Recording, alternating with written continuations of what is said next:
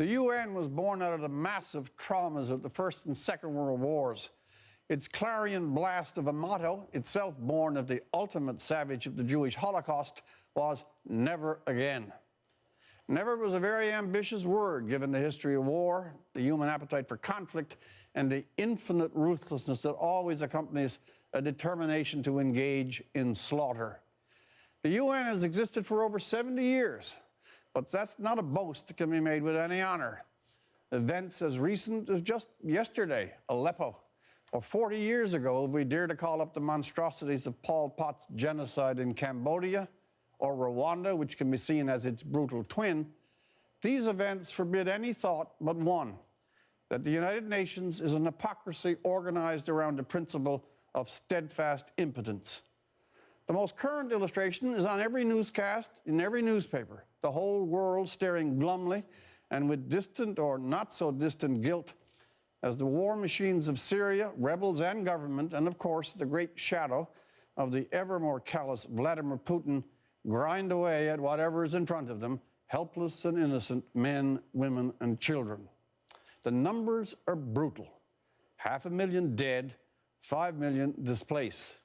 The UN won't act, can't act, and will not act, because Russia, being a member of the absurdly named Security Council, is also a principal agent of what needs to be stopped and condemned by the Security Council.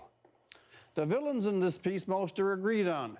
But turn to the humanitarian West. What's on its unwashed hands? If there was a trigger moment in this tragedy, it is surely when the idealist president of hope and change, who on his election had the reverence of the most enlightened opinion everywhere, declared a red line in 2012 on the use of poison gas, and then broke his word, watched the red line crossed, the refugees flow, Assad continue his atrocities, the Russians come in and did what? That moment was surely one of the great falterings in modern times, a deed of omission, a turning away that led inexorably to the scenes that now summon such horror and sympathy in every heart, but too late for such emotions to have any effect. What has been the harvest of all those promises of smart diplomacy, leading from behind, the Russian reset, and bridges to the Arab world? Indeed, that famous quick Nobel Peace Prize. What point now a sermon from the Mount in Cairo when we have the visuals of the scenes in Aleppo? There's a painful symmetry between the United Nations and President Obama. Within the UN, never again degraded into until the next time.